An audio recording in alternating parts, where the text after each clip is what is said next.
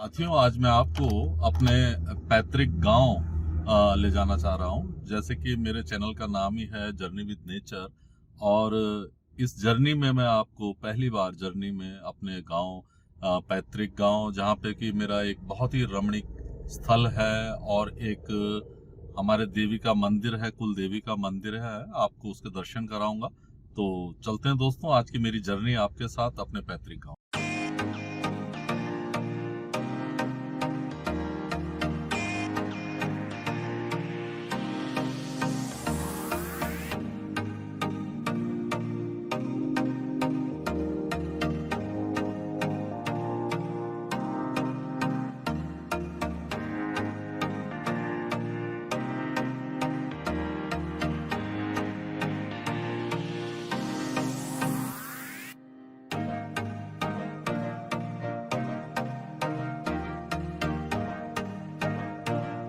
तो ये योग नगरी का जो हमारा स्टेशन बना था, रेलवे स्टेशन, नया स्टेशन बना है जो ऋषिकेश का, उसके फ्लाईओवर के काफी नजदीक है। इसके ऊपर से ट्रेन जाती है और वो स्टेशन पे पहुंचती है योग नगरी।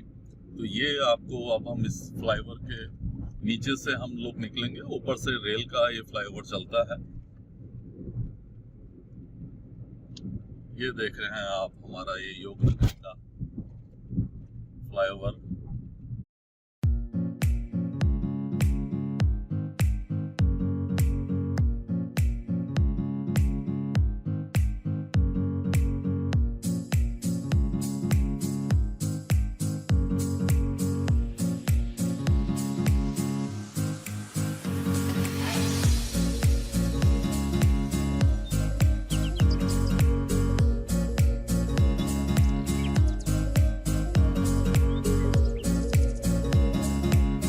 ये हम लोग योग नगरी रेलवे स्टेशन ऋषिकेश पहुंच चुके हैं। ये बहुत ही सुंदर, यहाँ से आपको भविष्य में कर्णप्रयाग के लिए ट्रेन जाती हुई दिखेगी। और ये वो स्टेशन है जो कि एक नए रूप में अभी विकसित हुआ है ऋषिकेश में, जिसका नाम है योग नगरी रेलवे स्टेशन। ये सामने योग नगरी रेलवे स्टेशन ये आपको दिखता हुआ, इसका एक गेट ये भी है और यात्री लोग बाहर निकलते हुए। अरे बहुत ही सुंदर स्टेशन बना है नया, एक हमारे उत्तराखंड के लिए एक बहुत ही अच्छी देन है ये। जो हमारे चार धामों को भी ये स्टेशन बहुत ही हमारे उसके लिए अच्छा रहेगा, क्योंकि अभी फर्स्ट फेज में ये कर्णप्रयाग तक ये ट्रेन जाएंगी हमारी रेल ऋषिकेश से, और नेक्स्ट फेज में शायद प्रोग्राम है गवर्नमेंट का इसको अन्य जगहों में भी जोड़ने का। ये अब हम एक ऐसी धरोहर के पास पहुंचने वाले हैं। ये हमारा ऋषिकेश का गौरा देवी चौक है, जिसको पहले तहसील चौक कहते थे, पर ये हमारे उत्तराखंड की वो नारी जिसने हमें पेड़ों के संग्रह के लिए, पेड़ों को संजोने के लिए, पेड़ों की सुरक्षा के लिए जिसने इतना बड़ा चिपको आंदोलन किया, उनके नाम पे ये हमारा चौक है, गौरा देवी चौक। मैं अपनी ओर से हमारे नगर निगम को साधुवाद देता हूँ कि उन्होंने इन्हें यहाँ पे स्थान दिया और हमारे उन विभूतियों को यहाँ पे स्थापित किया, गौरा देवी चौक। उसके बाद उत्तराखंड की वो महान विभूति स्वर्गीय इंद्रमणि बडोनी जी का चौक अभी आने वाला है। ये सामने आप देख रहे होंगे श्री बडोनी जी की एक आदमकद प्रतिमा आपको दिख रही है। ये स्वर्गीय बडोनी जी की एक प्रतिमा है और इन्हीं के नाम से पहले नटराज चौक के नाम से जाना जाता था, और आज यही चौक स्वर्गीय इंद्रमणि बडोनी जी के नाम से जाना जाता है। तो ये बडोनी जी के नाम से हमारा ये चौक हमारी ऋषिकेश के लिए एक बहुत बड़ी शान है, और हम नमन करते हैं इस बहुत बड़े आंदोलनकारी, क्रांतिकारी, जिनकी बदौलत आज हम लोग इस उत्तराखंड को पा रहे हैं। ये हमारा इंद्रमणि बडोनी चौक है, और यहाँ से हम सीधे तो ऋषिकेश शहर के लिए जाता है, और सीधे आउटर हमारा रास्ता ढाल वाला होते हुए और भद्रकाली की तरफ से हमारे गांव के लिए निकलता है। तो ये अभी मैंने आपको स्वर्गीय इंद्रमणि बडोनी चौक के बारे में बताया है। ये स्वर्गीय बडोनी जी के नाम से है, और ये हमारे लिए बहुत ही गर्व की बात है, क्योंकि इन्हीं की बदौलत आज हम इस राज्य को देख पा रहे हैं। अब आप देख रहे होंगे हम लोग टिहरी गढ़वाल के अंदर एंटर कर रहे हैं। नगर पालिका परिषद ये ढाल वाला मुनि की रेती आपके बैनर, इसके प्रवेश द्वार से हम लोग अंदर एंटर कर चुके हैं। अब ये ढाल वाला क्षेत्र आ चुका है, जो कि हम टिहरी गढ़वाल में एंटर कर चुके हैं। यही एक रास्ता है जिससे कि शहर में थोड़ा सा बहुत कंजेस्टेड होता है। ये आउटर रास्ता है जिससे कि हम लोग भद्रकाली से निकलते हुए और सीधे तपोवन लक्ष्मण झूला पहुंचते हैं।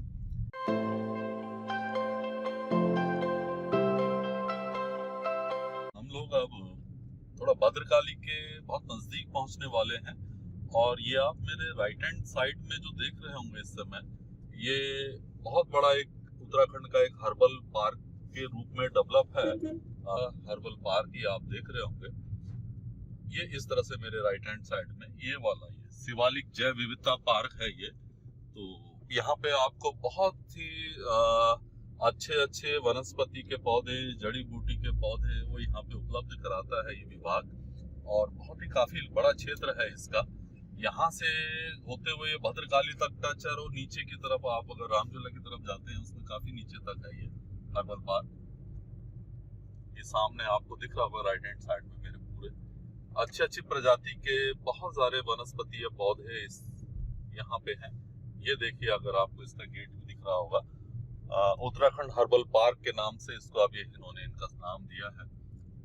और ये सामने अगर हम देख रहे हैं तो ये भद्रकाली मंदिर है, और इस स्थान का नाम ही भद्रकाली माता के नाम पे ही इस जगह का नाम है भद्रकाली। ये सामने भद्रकाली माँ का मंदिर है। अब हम लोग अपने दाहिनी ओर अपने गंतव्य की तरफ यहाँ से मुड़ेंगे, जो कि रामझूला के लिए जाता है ये रास्ता।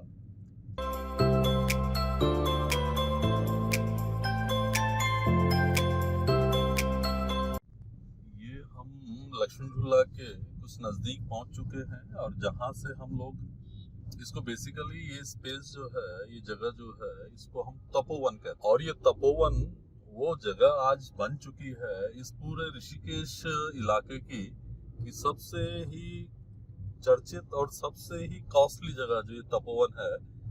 ये क्षेत्र आज हमारा इस रूप में डेवलप हो चुका है, क्योंकि यहाँ पे बहुत सारे होटल्स हैं, बहुत सारे योगा सेंटर हैं, जिनके कारण से ये जगह देश विदेश में विख्यात है। और बहुत सारा पर्यटक यहाँ वीकेंड पे तो यहाँ इतना मारामारी हो जाती है होटल्स की, बहुत सारे फुल हो जाते हैं। पर वैसे यहाँ पे बहुत सारे योगा सेंटर होने के कारण, होटल होने के कारण ये वाली बेल्ट काफी डेवलप हुई है, और यहाँ पे काफी कॉस्टली जो इस लैंड की जो रेट है वो यहाँ पे बहुत महंगे हो चुके हैं, केवल इसी कारण कि यहाँ पे देश विदेश का पर्यटक एक योग के लिए, एक धार्मिक यात्रा के लिए यहाँ पे आता है। पर इसके साथ साथ कुछ यहाँ पे हैं साहसिक खेल कूद भी यहाँ पे हैं, राफ्टिंग है, बंजी जंपिंग है इस इलाके में। ये आप हमारी गाड़ी के जस्ट आगे ही देख रहे होंगे, एक गाड़ी के ऊपर राफ्ट रखी हुई है, जो कि नदी में राफ्टिंग कराते हैं। और ये सब चीजें यहाँ पे बड़े आम आपको दिखेंगी। और जब यहाँ पे धार्मिक यात्राएं चलती है, हमारे 4 धाम की यात्राएं चलती हैं, नाथ केदारनाथ का रास्ता भी हमारा रूट यही है, तो यहाँ पे काफी भीड़ हो जाती है इस इलाके में उस समय, और बहुत ज्यादा क्राउड रहता है। इस समय तो खैर दिवाली की छुट्टियों का समय है, सब लोग शायद अधिकतर लोग अपने घरों में होंगे, दीपावली मना रहे होंगे। पर फिर भी कई यात्री जो होते हैं जिनको सूट करता है वो यहाँ पे, बल्कि यहाँ पे फॉरेनर बहुत अधिक मात्रा में रहते हैं। आपको गाहे बजाए कहीं पे भी आपको फॉरेनरों का ग्रुप यहाँ पे मिल जाएगा। ये हम अब पहुँच चुके हैं लक्ष्मण झूला के पास, और यहाँ की जो ये प्राकृतिक छटा है और इतना रमणीक स्थान है, तो ये अपनी ओर बरबस यहाँ श्रद्धालुओं को तथा पर्यटकों को अपनी ओर आकर्षित करता है। जैसे आप देख रहे होंगे सामने लक्ष्मण झूला का वो पुल है जो कि साफ दिखाई दे रहा है, और इसके दोनों तरफ उधर देख रहे होंगे आप 13 मंजिल और बहुत ही जो धार्मिक स्थान वहाँ पे हैं, कई मंदिर हैं वहाँ पे, और उसके दाहिनी तरफ आप देख रहे होंगे बड़े बड़े होटल्स है।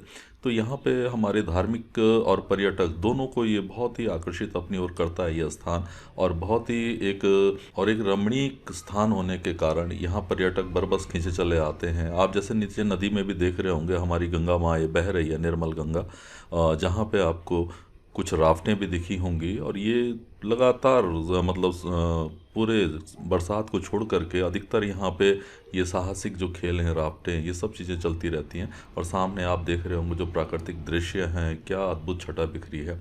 और ये हमारी गंगा जो निर्मल गंगा है, अविरल बह रही है सालों साल से, और सामने आप देख रहे होंगे नदी में कई राफ्टें गिरी हुई हैं, और ये बरबस अपनी ओर खींचता है। बहुत ही अच्छा दृश्य है यहाँ पे जो दिख रहा है। ये कई राफ्टें देख रहे होंगे आप। तो ये छुट्टियों के टाइम सैटरडे संडे वीकेंड पे तो यहाँ बहुत सारा एक पर्यटक यहाँ पे रहता है जो कि इस प्राकृतिक सौंदर्य का लुत्फ़ उठाता है। तो ये बहुत ही अच्छा दृश्य ये है लक्ष्मण झूला का। तो इसके बाद हम आपको ले चलते हैं अगले डेस्टिनेशन गरुड़ चट्टी में। तो इसके बाद मैं आपको गरुड़ चट्टी के ही बारे में बताऊँगा।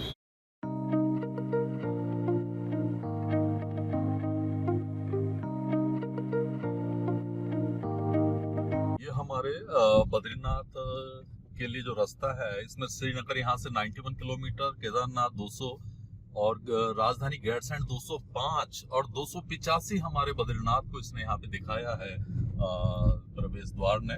तो ये हमारा रूट चलता है और यहीं से जस्ट लगभग इसी साइन बोर्ड से अब हम लगभग 100-200 मीटर पे ही इसी बद्रीनाथ वाले हाईवे से राइट हैंड साइड को टर्न करेंगे, जो कि हमारे गरुड़ चट्टी के लिए जाता है। अब ये देख रहे होंगे आप सामने जो ये रेड बोर्ड है, इसी से हमें राइट हैंड साइड के लिए ही मुड़ना है। तो ये हमारा गरुड़ चट्टी के लिए, जो कि इस समय हमारे ये आपका इधर वाला रूट चले जाता है बद्रीनाथ हाईवे, ये बद्रीनाथ के लिए है।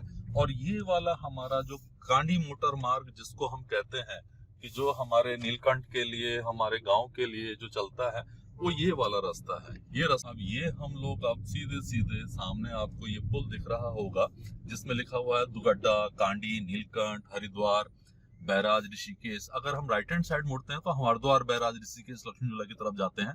अगर हम लेफ्ट साइड मुड़ेंगे तो हम ये दुगड्डा, कांडी, नीलकंठ इस वाले रूट पर, यहाँ से लगभग 17 किलोमीटर की दूरी पे हमारा नीलकंठ धाम है, नीलकंठ मंदिर है। अब ये हम लोग उस पुल के ऊपर से गुजर रहे हैं। नीचे माँ गंगा के अविरल गंगा आपको बहती हुई दिख रही होगी। ये माँ गंगा के दर्शन आप करें। अभी आपको यहाँ पे हमारे गरुड़ चट्टी जिस नाम से है, गरुड़ भगवान का यहाँ पे बहुत भव्य मंदिर है। मैं आपको उस मंदिर के दर्शन कराऊंगा। अब हम इस समय प्राचीन सिद्धपीठ श्री गरुड़ मंदिर पे हम पहुंच चुके हैं, जो कि गरुड़ चट्टी के नाम से यहाँ पे एक विख्यात स्थल द्वार है, प्रवेश द्वार है। और यहाँ पे आपको दिख भी रहा होगा कि प्राचीन सिद्धपीठ श्री गरुड़ मंदिर यहाँ पे लिखा हुआ है। तो ये वो चट्टी है जब हम बद्रीनाथ पैदल यात्रा करने के लिए जाते थे, तो इन्हीं चट्टियों में हमारे पैदल यात्री जो होते थे वो ठहरते थे, रात्रि विश्राम करते थे। और यहाँ जगह जगह कुछ झोपड़ियाँ बनी होती थी जिनमें वो यात्री रुका करते थे। आज तो ये जगह थोड़ा डेवलप हो गई है क्योंकि हमारी यात्राएं सब गाड़ियों से होनी शुरू हो गई। तो ये पैदल मार्ग जो हम जब जाते थे तो उनका ये पहली चट्टी थी जिसको हम गरुड़ चट्टी के नाम से जानते हैं, जो कि ऊपर एक बहुत अच्छा फॉल है, वहाँ से पानी यहाँ लाया गया है। और इस कुंड में ये पानी लगभग 12 मास यहाँ पे रहता है। और यहाँ आप देख रहे होंगे बहुत प्यारी प्यारी मछलियाँ जो यहाँ पे देख रहे होंगे आप, रेड कलर की ये मछलियाँ आप अगर इसमें देख रहे होंगे, ये यहाँ रहती हैं और बहुत ही प्यारा नज़ारा इनमें रहता है। बहुत सारी मछलियाँ यहाँ पे आपको रेड कलर की दिखेंगी, ये देख रहे होंगे आप। ये आप मंदिर के, इस गरुड़ चट्टी मंदिर के जो ये हमारा सरोवर है, इसके चारों तरफ का अगर आप व्यू देखें और ये आपको बड़ा आनंदित करने वाला व्यू है। ऐसे नज़ारे मतलब हमारी बिल्कुल नेचर के देखिए आप, यहाँ पे हम कितने नज़दीक हैं। इसे कहते हैं वाकई प्राकृतिक दृश्य, और जो कि हमें नेचर के इतने करीब लाते हैं। और ये हमारे पूर्वजों ने जो इस तरह की ये चट्टियाँ जो हमारी बनाई थी अपना देवस्थान में जाने के लिए, बद्रीनाथ जाने के लिए, जगह जगह पे चट्टियाँ थी। अब गरुड़ चट्टी में अभी हम हैं, इसके बाद एक दूसरी चट्टी आएगी, वो फूल चट्टी है। तो अलग अलग जगह पे अब यहाँ पे आप देख रहे होंगे तो इस सरोवर में कितनी मछलियाँ, यहाँ पे सामने आप देखेंगे तो बहुत ही झुंड एक यहाँ पे है मछलियों का, ये देखें।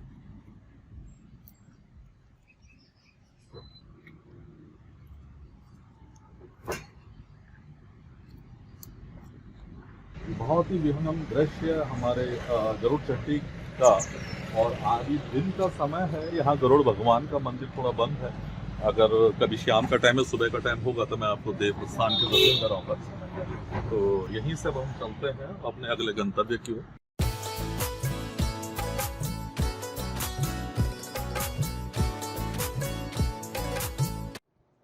ये अब हम पहुंच चुके हैं फूल चट्टी। यहाँ पे हमारे गंगा जी इधर सीधे निकल जाती थी, और स्थानीय स्तर पे आप इधर से देख रहे होंगे यहाँ पे एक संगम है।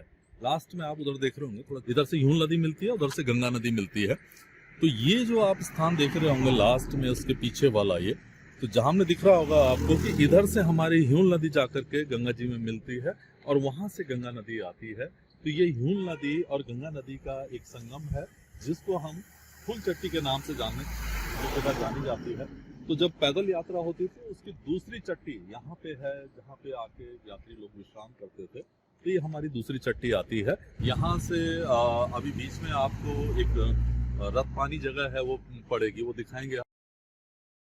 अब हम फूल चट्टी से आगे निकल चुके हैं और अब जल्दी ही रत्ता पानी आने वाला है। वैसे स्थानीय भाषा में उसको हम रत पानी कहते हैं। अब बोर्डों में आप देख रहे होंगे आप सामने कि ये लोकल लोग जो हैं घास लेके आ रहे हैं, जिन्हें हम घसियारी के रूप में पहाड़ों में कहते हैं। ये अपने जानवरों के लिए घास लेके आ रही हैं। रत पानी जगह है ये। तो यहाँ पे एक पर्यटकों के लिए बहुत अच्छे अच्छे होटल रेस्टोरेंट यहाँ पे हैं। तो ये भी एक बहुत अच्छा पर्यटक स्थल के रूप में विकसित हो रहा है। अब इसके बाद मैं रतपानी से आगे ले चलूँगा आपको कालीकुंड के पास।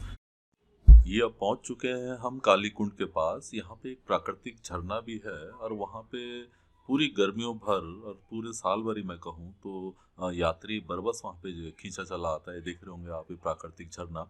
ये ऊपर पटना और भक्सी से आता है ये पानी यहाँ पे, और बहुत ही निर्मल और स्वच्छ जल आपको दिखाई भी दे रहा होगा। यहाँ पे एक लंबी सी गुफा भी है जहाँ पे कि पर्यटक बहुत अधिक संख्या में आकर के यहाँ पे एंजॉय करते हैं इस पानी को, इस झरने को। ये देख रहे होंगे आप इस समय पूरा पानी किस तरह से निर्मल पानी, स्वच्छ पानी है और चारों तरफ इसके प्राकृतिक छटा जो है वो बिखेरता है अपना।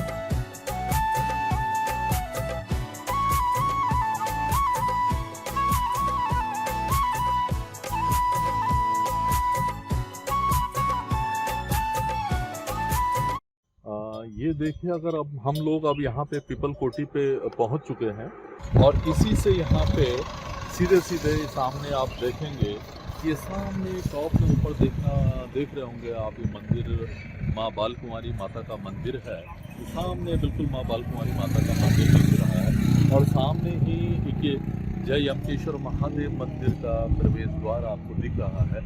ये सामने यही यमकेश्वर महादेव के मंदिर का प्रवेश द्वार है और ये जा रहा है बाबा नीलकंठ के मंदिर का द्वार। यहाँ से बाबा नीलकंठ के लिए हम 5 किलोमीटर दूर पे, हम इस समय बिल्कुल पीपल कोटी पे खड़े हैं और यहाँ से ठीक 5 किलोमीटर पे बाबा नीलकंठ जी का बहुत बड़ा एक विशाल मंदिर है जहाँ पे लाखों यात्री आकर के दर्शन करते हैं।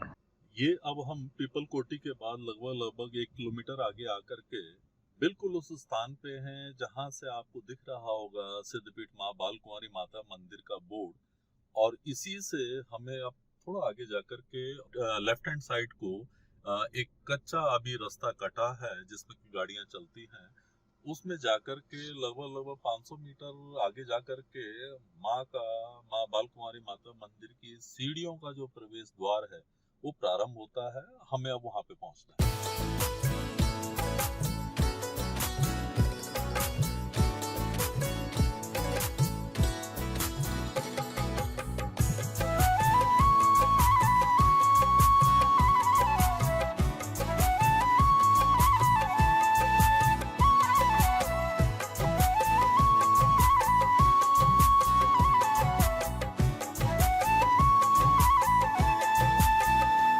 हम अपने मंदिर के गांव के मंदिर जो माँ बाल कुंवारी माता का मंदिर है उसके प्रवेश द्वार, जो सीढ़ियों का प्रवेश द्वार है, वहां पर हम लोग पहुंच चुके हैं। और यहाँ पे आपको एक बोर्ड भी दिख रहा होगा, माँ बाल कुंवारी माता मंदिर जाने हेतु तो एकमात्र रास्ता है। ये रास्ता है। ये सामने आप देख रहे होंगे एक छोटा मंदिर, जय भूमिया देवता। तो भूमि के देवता को भूमिया देवता, ये गांव में स्थानीय भाषा में हम भूमिया देवता कहते हैं। इस भूमि की समस्त भूमि की रक्षा के लिए हमारे पहाड़ों में एक हमारे देवता होते हैं जिनको हम भूमिया देवता कहते हैं। इस भूमि की, इस स्थान की रक्षा के लिए ये देवता होते हैं जो कि हमारे इस देव स्थान को, इस स्थान की रक्षा करते हैं। तो इसको भी हम जरूर नमन करते हुए आगे बढ़ते हैं। ये हमारा भूमिया देवता है। इसके बाद हम लोग अब इस मंदिर के लिए इस तरह से हम आगे बढ़ते हैं। आजकल थोड़ा सा ये बरसात के कारण आप देख रहे होंगे दोनों तरफ थोड़ा घास ज्यादा हो चुकी है, तो इसका समय समय पे हम लॉपिंग भी करवाते हैं। तो अब पुनः ये कटवाने के लिए हो गया है काफी, तो देखते हैं इसको जल्दी ही लोग मिल करके साफ करेंगे। अब यहाँ पे ये सारी सीढ़ियां हैं, लगभग ये 390 से अबव ये सीढ़ियां हैं, 390 से ऊपर सीढ़ियां हैं, जिन पे हम लोग ऐसे चल चल के वहाँ माँ के दरबार में पहुँचते हैं। तो ये सीढ़ियां हैं। बहुत सारी वीडियो यहाँ पे पहले भी बनी है, बहुत सारे यूट्यूबर्स यहाँ पे पहले भी आ चुके हैं, और एक एल्बम भी इस माँ बाल कुमारी की बनी है। बहुत सारी चीजें यहाँ पे चली हैं। तो ये देखिए, ये पहला पड़ाव मतलब उस सीढ़ियों का, जहाँ पे आके यात्री विश्राम करते हैं, बैठते हैं। तो इस तरह से सीढ़ियां लंबी, दूसरा पड़ाव है, फिर तीसरा पड़ाव है, ऐसे करते करते इन सीढ़ियों के पड़ाव से लगभग 397 लगभग ये सीढ़ियां हैं, जिनको पार करते हुए हम लोग मंदिर में पहुंचते हैं।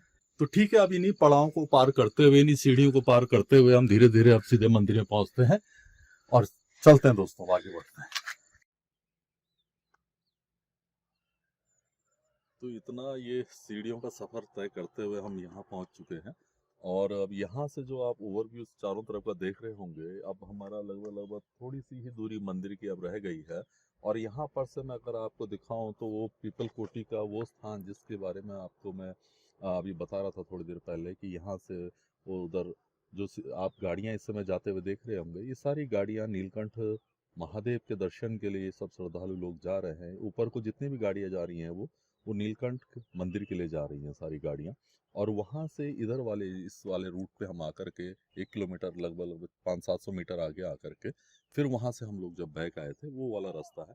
और लास्ट में टॉप में अगर आप देख रहे होंगे तो वो लास्ट में 2 पत्थर जो आपको दिखाई दे रहे हैं, भ्यूचुल उसको कहते हैं कि बदंती है किसी जमाने में भीम जब इस क्षेत्र में आए थे, पांडव जब इस क्षेत्र में आए थे, तो भीम ने 2 पत्थर रख करके वहां पे चूल्हा लगाया था और अपने लिए खाना बनाया था। तो उसके लिए उसको भ्यूचुल कहते हैं। वो जो सामने लास्ट में वो जहाँ पे थोड़ा लैंडस्लाइड हो रखा है, उसके अगर टॉप आप लेफ्ट को टॉप में जाएं तो 2 पत्थर से दिख रहे हैं इस तरह से रखे हुए, तो उसको हम स्थानीय भाषा में भ्यूचुल कहते हैं। तो वो भीम के एक्चुअल में 2 पत्थर हैं ये कहा जाता है। और जब भीम और पांडव पूरे इस क्षेत्र में आए थे तो उन्होंने वहां पे वो 2 पत्थर रख करके और बीच में बर्तन रखे होंगे और तो अपने लिए खाना बनाया था। तो वो जगह है। तो इस तरह ये और सारा ये जितना भी आपको इस समय दिख रहा है, जहाँ पे हम खड़े भी हैं, ये हमारा मंदिर बना हुआ है, ये पूरा पर्वत जो है ये सारा मणिकूट पर्वत के अंतर्गत आता है। और मणिकूट पर्वत की एक खास विशेषता बहुत पौराणिक उसमें रही है। इसका वर्णन हमारे स्कंद पुराणों में भी है। और इस मणिकूट पर्वत की पहले से बहुत ही पौराणिक समय से इस मणिकूट पर्वत की श्रद्धालु पैदल यात्रा किया करते थे, इसकी परिक्रमा करते थे इस मणिकूट पर्वत की। पर अब इस समय एक हमारे स्वामी जी ही हैं, तो उन लोगों ने काफी समय तक बीच में फिर ये बंद भी हो गई थी। अब उन स्वामी जी ने ये परिक्रमा को पूरा शुरू करवाया है। ये परिक्रमा पहले ये 2 दिन की होती थी पैदल, इसको पूरा हम यहाँ से पांडव गुफा से शुरू होती थी, कल जिस रूट पे हम आए हैं, और वहां से चलते चलते 12 स्कंद की ये पूजा होती थी। और उसको करते करते ये सब यहाँ पे पूरे विंध्यवासिनी से होते हुए फिर बैराज होते हुए पुनः तब पांडव गुफा पे वहां पहुंच करके यात्रा समाप्त होती थी। तो ये वो पूरी परिक्रमा होती थी। अभी लगभग 75 किलोमीटर की ये परिक्रमा है, जिसको पूरी हम लोग इस तरह से पूरा करते हैं मणिकूट पर्वत की यात्रा। ये होली से लगभग 5 दिन पहले ये यात्रा शुरू होती है। और अब एक ही दिन में, क्योंकि अब गाड़ियों से होती है और जगह जगह पे 12 स्थान ऐसे हैं, 12 स्थानों के पूजन होता है, जिसमें से कि एक पीपल कोटी पे श्री नीलकंठ जी का भी और हमारी देवी आराध्य देवी माँ बाल कुंवारी के भी यहाँ पे पूजन करके वो लोग अपनी यात्रा को प्रारंभ करते हैं। तो ये मैं इस विशेष उस पे आपको इस मणिकूट पर्वत का भी कुछ आपको बताना चाह रहा था, कि इस मंदिर जो हमारा ये मंदिर है ये मणिकूट पर्वत के अंतर्गत आता है। तो हम चलते हैं अपने मंदिर की तरफ।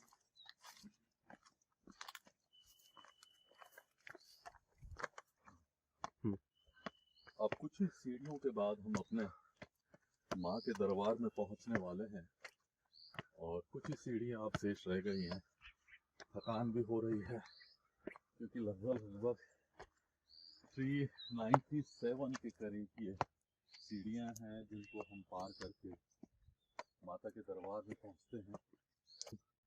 ये अब हम मंदिर के सारे स्टेप को लगभग कंप्लीट करते हुए यहाँ पे 5-6 स्टेप और हैं, उसके बाद हम फिर परिसर में पहुंच जाएंगे, मंदिर मेन परिसर में।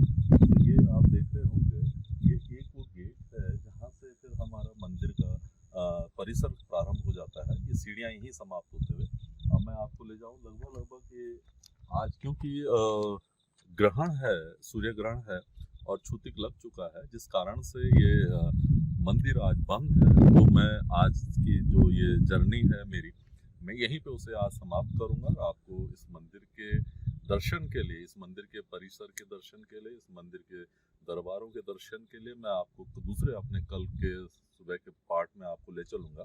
तो मैं अगले पार्ट में आपको मंदिर के दर्शन कराऊंगा। आज यहाँ तक कि हम लोग आपके साथ इस जर्नी में शामिल हुए हैं और साथ ही आप मेरे इस बोर्ड को भी सामने देखेंगे। इस मंदिर का जो बोर्ड है, इसमें एक निवेदन आग्रह हमारे जितने भी परिसर में पहुंचने वाले जितने भी श्रद्धालु लोग हैं उनसे किया गया है कि कृपया यहाँ पर पे पहुंच के अपने इस पूरे परिसर को स्वच्छ और साफ सुंदर बनाएं। इस तरह का आग्रह सभी श्रद्धालुओं से किया गया है। मैं भी आप सभी से विनम्र आग्रह निवेदन करूंगा कि कृपया मंदिर की पवित्रता और स्वच्छता जब आप यहाँ पे आएँ उसे जरूर बना के रखें। एक यही मंदिर नहीं, आप कहीं भी जाएं, क्योंकि हमारा नैतिक दायित्व होता है ये, जहाँ भी जाएं उसकी पवित्रता और स्वच्छता को हम सदैव बना के रखें ताकि आने वाले श्रद्धालुओं को भी किसी किस्म की कोई परेशानी ना हो। तो ठीक है, मैं इसके आगे का मंदिर का व्यू जो आपको है वो कल दूसरे पार्ट में दिखाऊंगा। धन्यवाद, आज के लिए इतना ही।